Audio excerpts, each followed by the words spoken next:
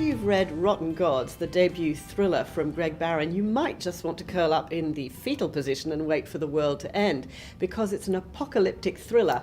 But maybe there's a chance for us to be saved after all. Greg, welcome to Bookshots.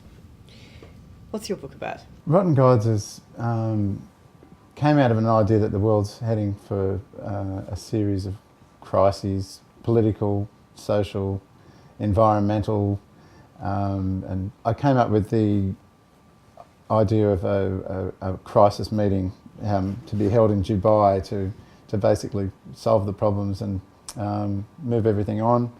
And the meeting's hijacked by terrorists. A special forces operative flies into Somalia to try and track down a woman who they believe can turn the crisis around. Rotten Gods actually has a lot of information which stops it from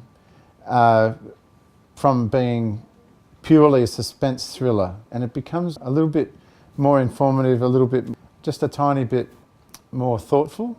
You give us some very strong female characters on all sides. So would you like to say something about the women in this book and the roles that you've given them?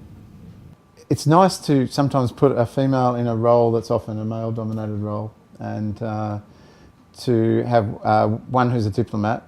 Women make very good diplomats. Marika, I love the idea of having a beer-drinking Aussie chick in an international situation. I mean, we have lots of British characters and American characters in popular fiction, but I know women like her.